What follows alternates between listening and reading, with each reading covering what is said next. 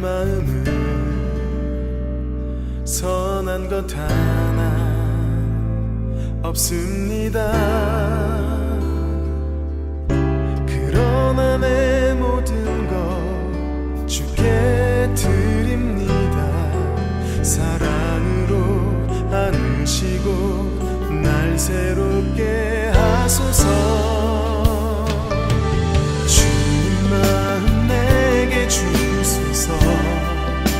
내 아버지 주님 마음 내게 주소서. 나를 향하신 주님의 뜻이 이루어지도록 주님 마음 내게 주소서. 오소서 주님. 나의 마음은 선한 것 하나 없습니다. 그러나 내 모든 것 주께 드립니다. 사랑으로 안으시고 날 새롭게 하소서. 주님 마음 내게 주소서. 내 아버지 주님 마음 내게 주소서. 나를 향하신 주님의 뜻이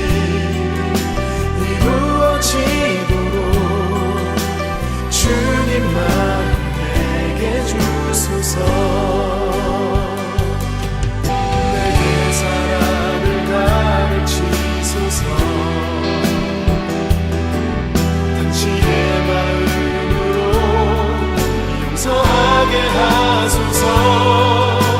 주의 성령 내게 채우사 주의 길 가게 하소서. 주님 당신 마음 주소서. 주님 마음 내게 주소서. 내 아버지 주님 마음 내게 주소서. 나를 향하신 주님의 뜻이 이루어지도록 주님 마음 내게 주소서. 주님 마음 내게 주소서. 내 아버지 주님 마음 내게 주소서. 나를 향하신 주님의 뜻이 이루어지도록 주님 마음 내게 주소서. 주님 마음 내게 주소서.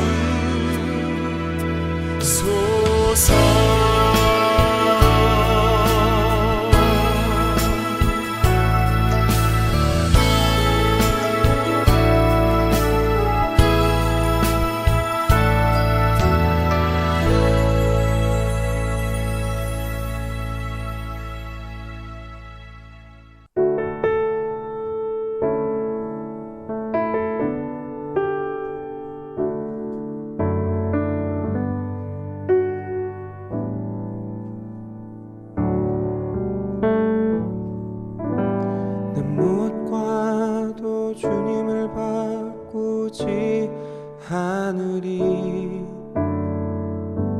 다른 어떤 은혜 구하지 않으리.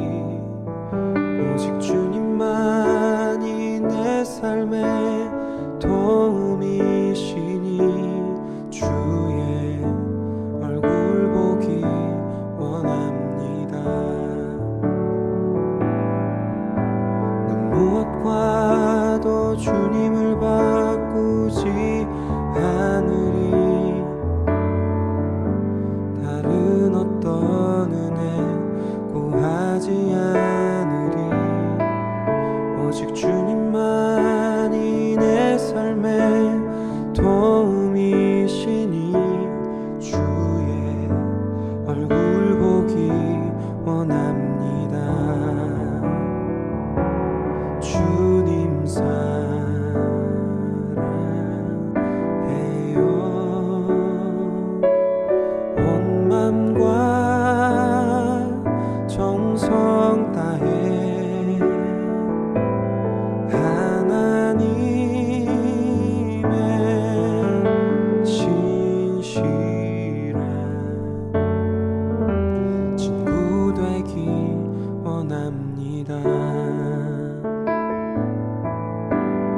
무엇과도 주님을 바꾸지 않으리.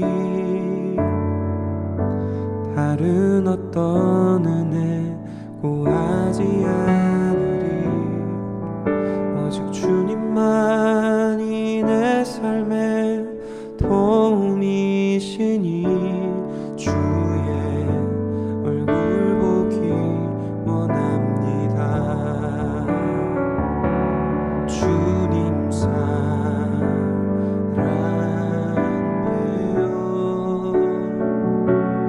온 맘과 정성 다해 하나님의 신실한 친구 되기 원합니다. 주님 사랑해요.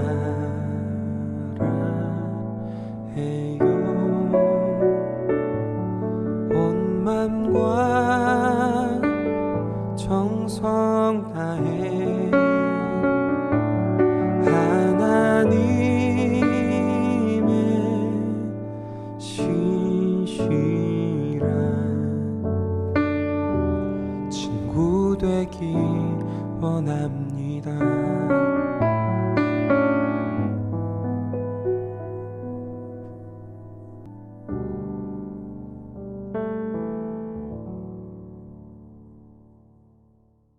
오늘의 말씀은 예레미야 49장 1절에서 6절입니다. 암몬 자손에 대한 말씀이라. 여호와께서 이와 같이 말씀하시되 이스라엘이 자식이 없느냐? 상속자가 없느냐? 말감이 갓을 점령하며 그 백성이 그 성읍에 사는 것은 어찌 됨이냐? 여호와의 말씀이니라. 그러므로 보라, 날이 이르리니 내가 전쟁 소리로 암몬 자손의 랍바에 들리게 할 것이라. 랍바는 폐허더미 언덕에 되겠고 그 마을들은 불에 탈 것이며 그때에 이스라엘은 자기를 점령하였던 자를 점령하리라. 여호와의 말씀이니라. 헤스보나 슬피 울지어다. 아이가 황폐하였도다. 너희 랍바의 딸들아 부르짖을지어다. 굵은 배를 감고 애통하며 울타리 가운데 허둥지둥 할지어다. 말감과 그 제사장들과 그 고관들이 다 사로잡혀 가리로다. 패역한 딸아, 어찌하여 골짜기 곧 내 흐르는 골짜기를 자랑하느냐? 내가 어찌하여 재물을 의뢰하여 말하기를 누가 내게 대적하여 오리요 하느냐? 주 만군의 여호와의 말씀이니라. 보라, 내가 두려움을 내 사방에서 내게 오게 하리니 너희 각 사람이 앞으로 쫓겨나갈 것이요 도망하는 자들을 모을 자가 없으리라. 그러나 그 후에 내가 암몬 자손의 포로를 돌아가게 하리라. 여호와의 말씀이니라. 암몬 자손은 아브라함의 조카 롯이 자기의 딸들과의 사이에서 태어난 후손입니다. 어떻게 아버지와 딸들 사이에서 자녀가 태어날 수 있는지 아마도 놀라시는 분들이 있을 겁니다. 무슨 말인지 궁금해하시는 분들의 이해를 돕기 위해 설명을 좀 한다면 창세기 19장 30절 이하에 보면은 잘 나타나 있습니다. 사실 지금 우리로서는 이해를 할 수 없는 일들입니다. 롯에게 두 딸이 있었는데 결혼할 상대를 찾지 못하자 아버지에게 술을 마시게 하고 아버지와 동침을 한 후에 임신을 한 것입니다. 그렇게 해서 낳은 자녀가 바로 모압과 암몬입니다. 창세기 19장 36절에서 38절에 다음과 같이 되어 있습니다. 롯의 두 딸이 아버지로 말미암아 임신하고 큰 딸은 아들을 낳아 이름을 모압이라 하였으니 오늘날 모압의 조상이요. 작은 딸도 아들을 낳아 이름을 베남미라고 하였으니 오늘날 암몬 자손의 조상이었더라. 그 배경을 좀 더 설명을 하자면 롯은 여러분이 아시다시피 소돔과 고모라 성에 살았습니다. 그런데 하나님께서 그 성의 죄악으로 인하여 그 성에 불을 내려 멸망을 하실 때에 겨우 빠져나와 살아남게 되었습니다. 그런데 롯의 아내는 뒤를 돌아보아서 소금 기둥이 되었던 것입니다. 이렇게 살아남게 된 롯은 두 딸과 함께 산속에 있는 동굴에서 살았다고 되어 있습니다. 창세기 19장 30절에 그렇게 나와 있습니다. 이때 두 딸들이 자신들은 배필을 찾을 수 없고 종족 보존에 열망은 강하기 때문에 겨우 생각한 것이 아버지를 술에 취하게 한 후 아버지와 동침하는 것이었습니다. 아무리 고대 사회라고 하지만 이것은 어떤 이유로도 용납할 수 없는 잘못된 행위입니다. 인간의 기본 윤리조차 저버린 행위로서 종족 보존을 핑계로 자신들의 정욕을 위한 더러운 행위가 되는 것입니다. 어쩌면 그것이 소돔과 고모라 성의 죄악을 보여주는 한 장면이 되기도 합니다. 그곳에서 살았던 롯의 두 딸들은 이렇게 인간의 기본 윤리마저 저버린 패역하고 더러운 모습으로 아버지와 함께 동침을 하고 그로 인하여 자식을 얻게 되는 참 부끄러움이 넘치는 그런 행위라고 볼 수가 있습니다. 이렇게 해서 태어난 두 자녀가 바로 모압과 암몬입니다. 어떻게 보면 롯은 아브라함의 조카였기에 이스라엘 민족과는 친척이 되는 관계입니다. 그런데 실제로 역사를 보면 그런 모습은 보이지 않고 오히려 아주 적대적인 관계를 보여주었습니다.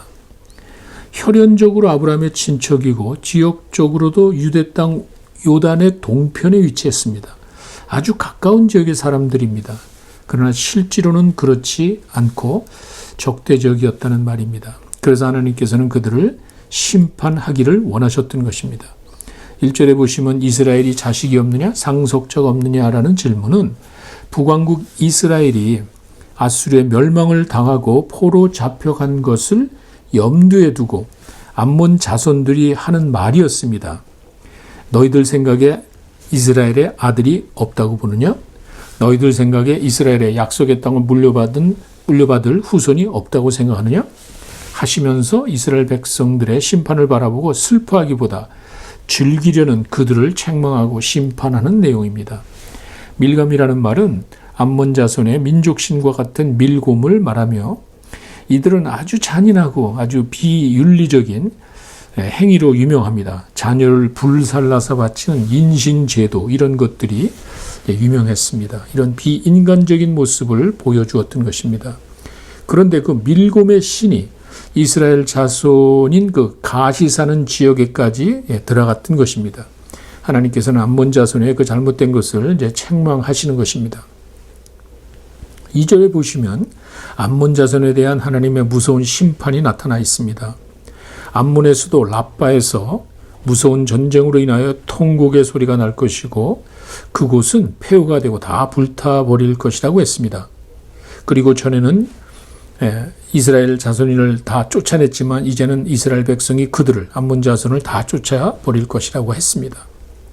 3절에는 멸망을 당하는 그 지역의 백성들은 통곡하고 베옷을 입으라고 했습니다. 이리저리 피해 다니면서 도망가라고 했습니다. 그들의 신 밀곰과 제사장, 고관들이 다 잡혀간다는 말은 더 이상 그들을 지켜줄 자가 없을 것이라는 말입니다. 4절에 보시면 어찌 골짜기를 자랑하고 재물을 의지하느냐. 이 말은 그들의 그 교만함을 책망하신 것입니다. 그 지역이 천연의 유세와 같이 아주 안전하고 또 풍요로운 지역이었습니다. 그렇기 때문에 그들은 그런 자연 환경이 자신들을 보호해 줄 것이라고 생각했던 것입니다. 그래서 하나님께서는 그런 생각을 버리라고 경고를 하십니다. 골짜기를 자랑하지만 더 이상 그 골짜기가 그들을 보호해 주지 못할 것이라는 말입니다. 5절에 가시면 사방 천지에서 그들에게 어려움이 닥칠 것이라고 그러고 그들을 모두 쫓아낼 것이며 그들을 다시 모으지 못할 것이라고 했습니다. 다시 돌아오지 못하게 할 것이라는 말입니다. 교만에 빠진 자들은 모두 하나님의 책망을 받게 될 것임을 보여주는 것입니다. 인간적인 수단과 조건으로 자신들의 안전을 바라는 그들에 대한 무서운 경고입니다. 하나님이 하시는 일을 무시하고 인간적인 조건과 환경을 의지하지 말라는 말입니다. 그런데 6절에 가면은 전혀 새로운 말씀이 나옵니다. 암몬 자손의 회복을 말씀하신 것입니다. 이것은 그 이전에 48장 47절에 모압의 회복을 말씀하신 것과 같은 맥락에서 이해하시면 됩니다. 하나님께서는 암몬의 회복도 약속하셨습니다. 참 놀라운 사실입니다. 하나님의 선택을 받은 민족으로서 어느 민족보다 강한 선민 사상에 젖어 있던 이스라엘 백성들에게는 별로 달가운 소리가 아닙니다. 하나님께서 이렇게 이방 민족을 회복시켜 주신다는 사실은 별로 좋게 받아들이지 않는 게 사실입니다. 그러나 하나님께서는 그 사실을 분명히 말씀하셨습니다.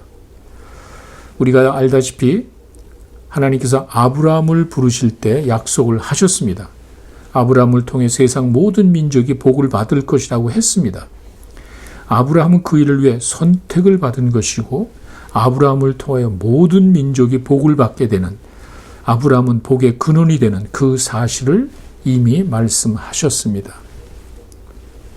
이 사실을 우리가 생각한다면 이방 민족들에게도 기회를 주시고 회복을 시켜주신다는 이 말씀은 너무도 당연한 것입니다. 이상할 것이 하나도 없습니다. 하나님의 크신 뜻과 넓으신 그 마음을 우리가 이해할 수가 있습니다. 세상 모든 민족을 구원하기 원하시는 그 하나님의 뜻, 큰 구속의 역사 가운데서 이 말씀을 이해해야 한다는 것입니다. 오늘의 말씀을 통해서 깨닫게 되는 교훈은 우리가 상상할 수 없고 또 쉽게 이해할 수 없는 하나님의 크신 뜻을 생각하게 됩니다. 예레미야서 전체는 단지 범죄한 이스라엘 백성들을 심판하시는 것만이 아니고 주변 나라들에 대한 하나님의 뜻을 보여주신 것입니다. 하나님의 넓으신 뜻을 말합니다. 이스라엘 백성만이 심판을 받는 것이 아닙니다. 그들을 심판하는 도구로 사용하신 더 사악한 민족 바벨론과 또 그 주변 나라 애굽 역시 심판받을 것이고, 또 이스라엘 민족과 형제가 되고 또 친척이 되는 모압과 암몬 자손도 하나님께서는 책망하시고 심판하시는 큰 계획을 가지고 계셨던 것입니다. 이 말은 이렇게 눈에 보이는 것만으로 쉽게 하나님의 하시는 일을 평가해서는 안 된다는 것입니다. 우리가 살다 보면 세상이 불합리하게 보이고 불공평하게 보이는 일들이 많은 게 사실입니다. 하나님께서 살아계시다면 어찌 이런 일이 일어날 수 있나 하면서 안타까워한 적이 한두 번이 아닙니다. 정말 이해할 수 없고 받아들이기 힘든 일들이 우리 주변에서 많이 일어나는 게 사실입니다. 이것은 하나님의 크신 뜻을, 넓으신 그 마음을 이해하지 못하기 때문에 나오는 자연스러운 결과입니다. 하나님께서는 우리가 생각하는 것 이상으로, 아니 우리가 생각할 수 없고 상상할 수 없는 더 큰 뜻을 가지고 계시다는 그 말입니다. 지금은 이해할 수 없고 지금은 우리가 받아들일 수 없지만 언젠가 하나님의 정의는 이루어집니다. 우리가 그 때를 알지 못하고 그 내용을 이해하지 못하기 때문에 우리는 불평하고 원망하는 것이지, 하나님의 선하신 뜻은 반드시 이루어집니다. 지금 받아들이기 힘들지만 언젠가 우리는 하나님을 찬양하게 될 것입니다. 지금 우리에게 필요한 것은 그와 같은 하나님의 크신 뜻을 깨닫고 믿음으로 기다리는 것입니다. 우리가 믿고 따르는 하나님은 악한 자들에게도 기회를 주시고 회복되기를 원하시는 분입니다. 선하신 하나님의 그 크신 뜻을 기억하면서 오늘도 믿음으로 담대하게 살아가시는 여러분들이 되시기를 간절히 축원합니다.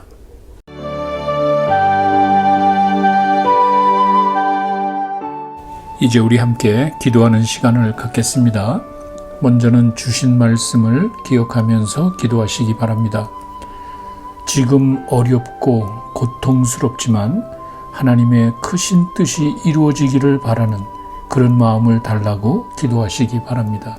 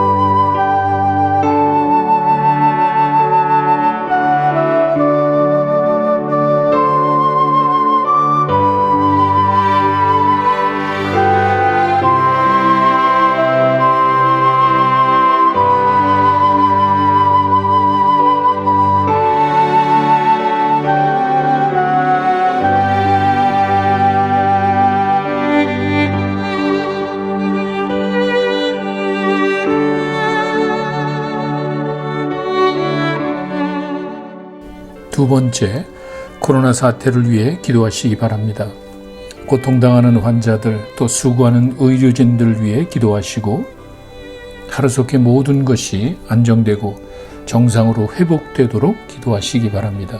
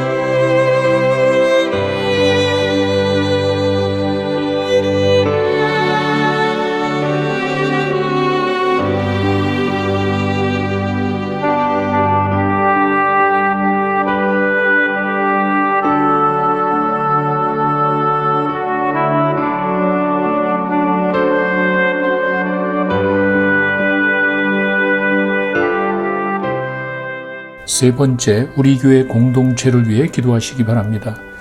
육체적인 질병으로 고통당하는 자들에게 하나님의 치유의 광선이 넘치도록 그들을 위해 기도하시고 온라인 사역을 위해 기도하시기 바랍니다. 주일 예배와 각종 모임, 훈련 등이 잘 주님 안에서 아름다운 열매 맺도록 기도하시기 바랍니다.